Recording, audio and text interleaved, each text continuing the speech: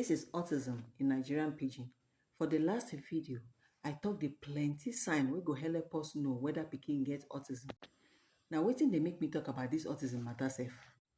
Na because pikin wey dey get autism don dey plenty wella for this world. People wey dey put eye for matter of autism don talk say if we gather 100 children, 100, we must to get one pikin wey get autism. That one plenty o, abi no be so? Dis pikin dem go need help sharparly before dem reach the age of 7 years.